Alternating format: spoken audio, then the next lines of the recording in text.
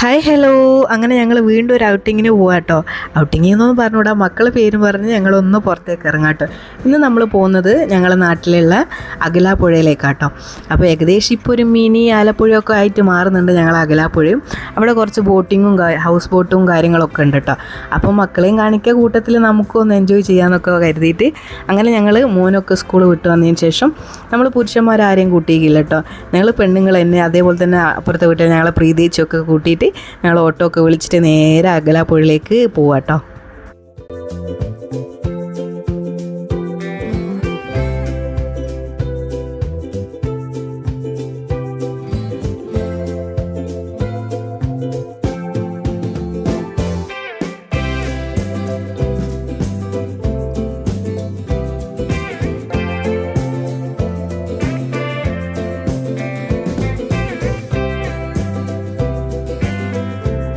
അങ്ങനെ ഞങ്ങൾ പോയത് ഒരു തിങ്കളാഴ്ച ദിവസം കേട്ടോ. അപ്പോൾ ഇന്നിപ്പം വലിയ തിരക്കൊന്നും ഉണ്ടാവില്ല എന്ന് കരുതിയിട്ടാണ് പോയത്.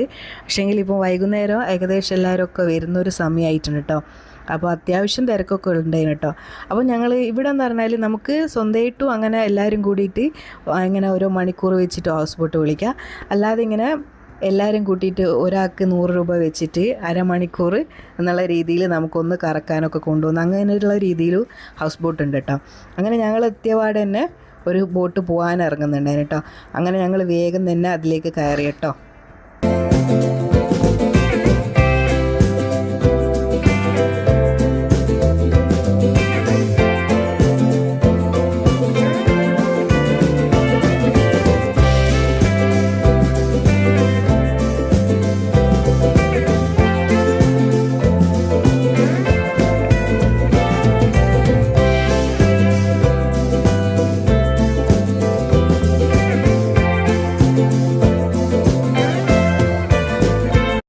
അങ്ങനെ ഈ ഒരു ബോട്ടിൽ ഞങ്ങളെ ഫാമിലിയും അതേപോലെ തന്നെ വേറൊരു ഫാമിലി ആയിട്ടോ ഉണ്ടായിരുന്നത്.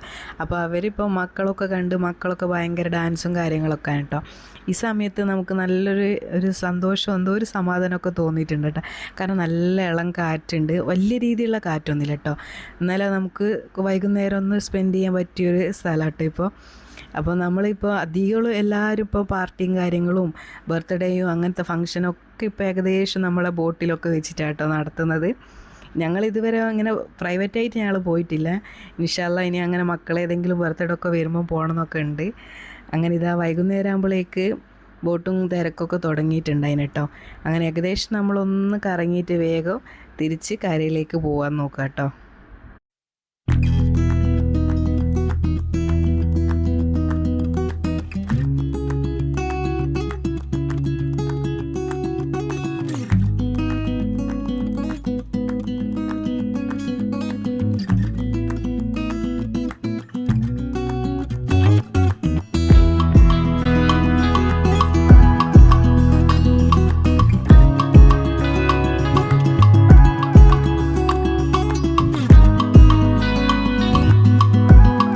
അങ്ങനെ ഞങ്ങൾ അരമണിക്കൂർ കഴിഞ്ഞേരം ഞങ്ങൾ നേരെ ഇറങ്ങിയിട്ടുണ്ടായിരുന്നു കേട്ടോ.